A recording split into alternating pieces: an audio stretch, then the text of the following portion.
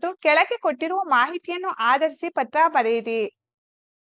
ನಿಮ್ಮನ್ನು ಧಾರವಾಡದ ಸರ್ಕಾರಿ ಪ್ರೌಢಶಾಲೆಯ 10ನೇ ತರಗತಿಯ ವಿದ್ಯಾರ್ಥಿನಿ ಸ್ವಾತಿ ಎಂದು ಭಾವಿಸಿಕೊಂಡು ಶಾಲಾ ವಾರ್ಷಿಕ ಸ್ನೇಹ ಸಮ್ಮೇಳನದ ಆಚರಣೆಯನ್ನು ವಿವರಿಸಿ ಹಾಸನದ ಸರ್ಕಾರಿ ಪ್ರೌಢಶಾಲೆಯಲ್ಲಿ ಓದುತ್ತಿರುವ ತೇಜು ಎಂಬ ಹೆಸರಿನ ಗೆಳತಿಗೆ ಒಂದು ಪತ್ರವನ್ನು ಬರೆಯಿರಿ. ಕ್ಷೇಮ ಶ್ರೀ ಇವರಿಂದ ಸ್ವಾತಿ 10ನೇ ತರಗತಿ ಸರ್ಕಾರಿ ಪ್ರೌಢಶಾಲೆ ಧಾರವಾಡ ದಿನಾಂಕ 12/1/2025. ಪ್ರೀತಿಯ ಗೆಳತಿಯಾದ ತೇಜುಳಿಗೆ ನಿನ್ನ ಗೆಳತಿ ಸ್ವಾತಿ ಮಾಡುವ ವಂದನೆಗಳು.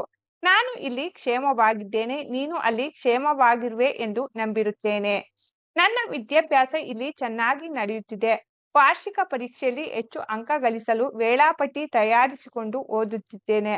ಅಂದ ಹಾಗೆ ಈ ಪತ್ರ ಬರೆದ ಕಾರಣವೆಂದರೆ ಶಾಲೆಯಲ್ಲಿ ದಿನಾಂಕ 8/1/2025 ವಾರ್ಷಿಕ ಸ್ನೇಹ ಸಮ್ಮೇಳನ ಕಾರ್ಯಕ್ರಮ ನಡೆಯಿತು.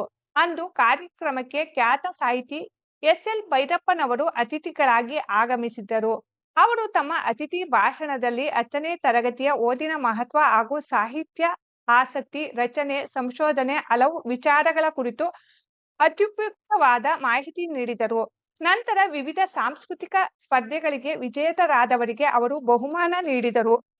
ನಾನು ರಸಪ್ರಶ್ನೆ, ಭಾಷಣ ಸ್ಪರ್ಧೆಗಳಲ್ಲಿ ಬಹುಮಾನ ಪಡೆದೆನು. ಸಭಾ ಕಾರ್ಯಕ್ರಮದ ನಂತರ ಸಂಜೆ ಸಾಂಸ್ಕೃತಿಕ ಕಾರ್ಯಕ್ರಮಗಳು ವೇದಿಕೆಯಲ್ಲಿ ನಡೆದವು. ನಾನು ಕೂಡ ನೃತ್ಯ ಹಾಗೂ ನಾಟಕ ಕಾರ್ಯಕ್ರಮಗಳಲ್ಲಿ ಭಾಗವಹಿಸಿದ್ದೆ. ನಮ್ಮ ನೃತ್ಯಕ್ಕೆ ಅತಿಥಿಗಳು ಮತ್ತು ಪಾಲಕರು ಬಹಳ ಮೆಚ್ಚುಗೆ ವ್ಯಕ್ತಪಡಿಸಿದರು. ಒಟ್ಟಾರೆ ಶಾಲೆಯ ಈ ಸುದಿನ ಎಂದೂ ಮರೆಯದ ಅನುಭವಗಳನ್ನು, ನೆನಪುಗಳನ್ನು ನನ್ನ ಜೀವನದಲ್ಲಿ ನೀಡಿತು. ನಿನ್ನ ಶಾಲೆಯ ವಾರ್ಷಿಕ ಸ್ನೇಹ ಸಮ್ಮೇಳನ ಕಾರ್ಯಕ್ರಮದ ಕುರಿತು ಪತ್ರ ಬರೆ. ಮನೆಯಲ್ಲಿ ನಿನ್ನ ತಂದೆ ತಾಯಿಯರಿಗೂ ನನ್ನ ನಮಸ್ಕಾರ ತಿಳಿಸು. ಈತಿ ನಿನ್ನ ಪ್ರೀತಿಯ ಗೆಳತಿ ಸ್ವಾತಿ. ವರ ವಿಳಾಸ ಇವರಿಗೆ ತೇಜು 10ನೇ ತರಗತಿ ಸರ್ಕಾರಿ ಪ್ರೌಢಶಾಲೆ ಹಾಸನ. ಇವರಿಂದ ಸ್ವಾತಿ 10ನೇ ತರಗತಿ ಸರ್ಕಾರಿ ಪ್ರೌಢಶಾಲೆ ಧಾರವಾಡ.